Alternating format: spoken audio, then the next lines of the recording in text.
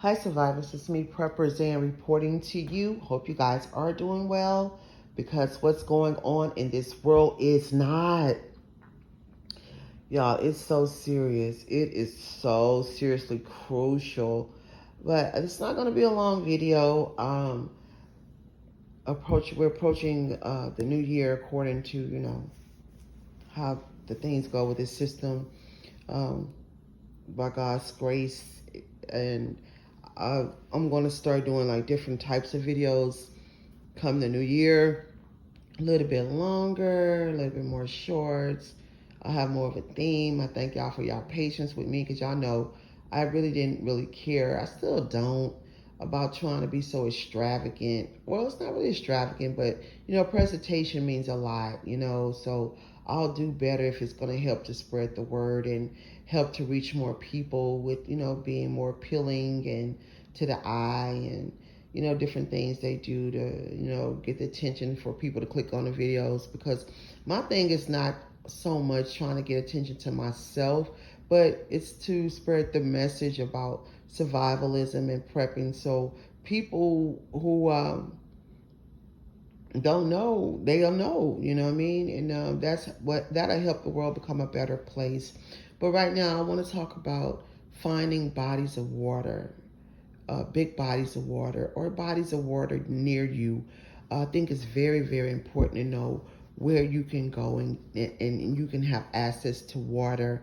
Like when the grid goes down, or in SHTF situation, or just an emergency situation, or you may find yourself, like a lot of people who are improvising, who are living in their cars now, or who are living on who are homeless, who live in tents because they don't want to keep up with all this inflation and all these bills. Now, I don't blame them. Where you may have to go to uh, a source of water to take a bath or to get some water to drink or to cook. Of course, you have to purify it, but it's just important, or to wash your clothes or whatever. We need water for so many different reasons. Don't wait, you guys, until something terrible occur, because it's just it's not a matter if, it's a matter of when. And you don't have water and you don't know where to go and get water. If you don't have a transportation like a car or a bicycle, you definitely need to know how to go about getting water. What's your plans? What's your plans for your families? And if you do have a bicycle or any means of transportation, motorcycle, whatever, you need to know what's the directions and how to get there. You want to go check up on the source of water as often as you possibly can to make sure it's still there, it hasn't dried up or something else going on with it. Because we know we're living in an evil system, some very terrible, crazy times. And so things are changing. Oh my God, I went to it was like a program or service today, and I noticed how they were running things differently than they did just a couple of months ago. The paperwork was different. I was like, wow, look how things have changed in the blink of an eye.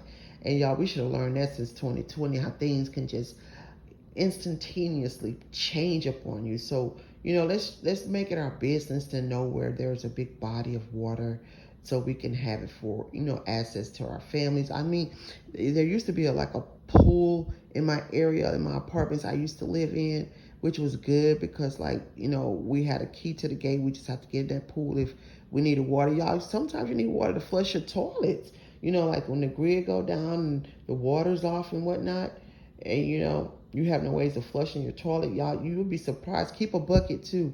How having some water right there where you are, can help you to keep things clean. And you flush that toilet, you still be able to use it.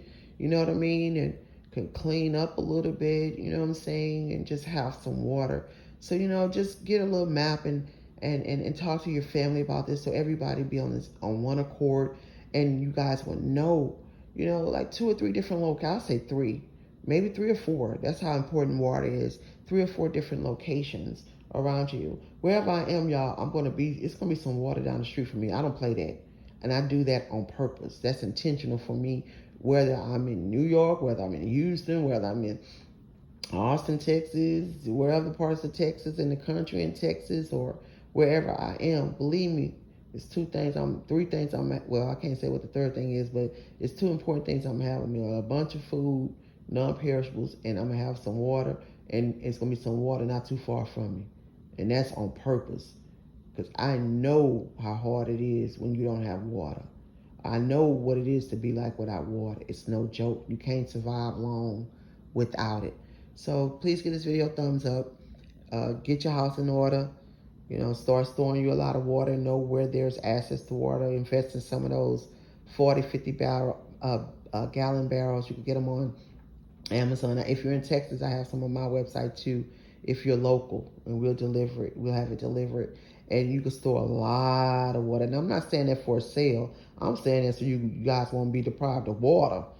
And give this video a thumbs up, and go to purposeand.com if you're looking for survivalism gear for land for sale in bug out areas in Texas. And if you want me to help you find land, some unrestricted land, which I really would encourage you guys to start looking into. You can get land for $200 a month, y'all. I'm telling you, just a wise investment. And you can start growing your garden on there, get your RV, a mobile home, or you can start building, just according to the jurisdiction and what their rules and regulations are. But like I said, with unrestricted land, there's not a lot of rules and regulations as long as you're not doing anything illegal, any illegal activity. And it's important you could pass it down to your children, and you can start owning something, and you can get out the system and be self-reliant. Like I said, you can grow your own fruits, your own vegetables. You could build your well and have your own source of water on your own property. You can have an RV. You can just park your car there. It's your property. It's also an asset. You can use it for collateral if you get into any kind of trouble. Y'all, it's just a good idea to look into investing in land, and getting out the cities and having somewhere to go. And that's another thing, that's another video of having a safe place to go, get out the cities, and ways to get out of the cities.